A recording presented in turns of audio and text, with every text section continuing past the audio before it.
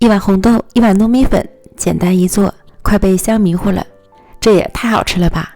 信我，赶快做起来，保证不会后悔。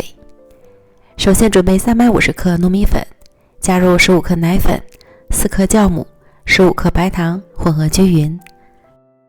再倒入420克牛奶，边倒边搅拌。最后搅拌成细腻顺滑的面糊。盖好保鲜膜，醒发至2倍大。接着准备200克红豆，洗净后加入同煮米饭同样多的水量，将红豆煮熟。我用的是压力锅，所以红豆不需要提前泡发。如果用普通的电饭煲来煮，要提前将红豆泡发。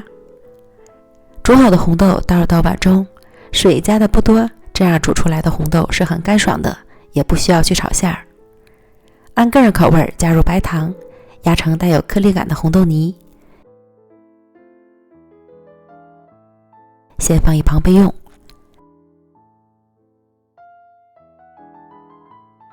发酵好的面糊内部充满了气泡，搅拌排气。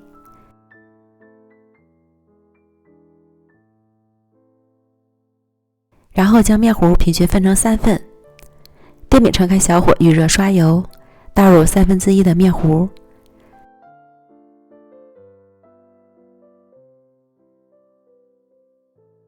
上下火加热，盖盖焖一会儿。等表面定型后，刷油翻面，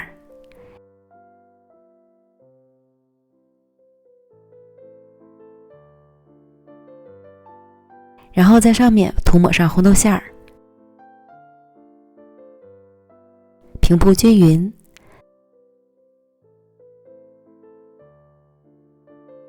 倒入第2份面糊，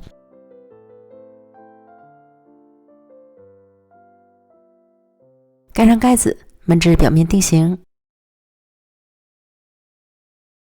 翻个面儿，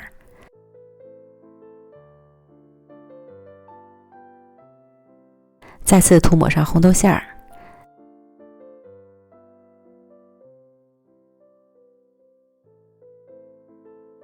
再倒入剩下的面糊，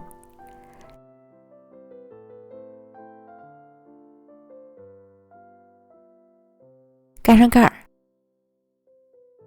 煎至表面定型，刷一层油，这样表皮会更加酥脆。再加盖焖一会儿，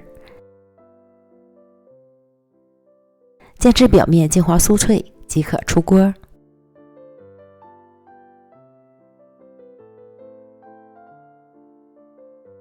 冷却之后切成小块就可以开吃了。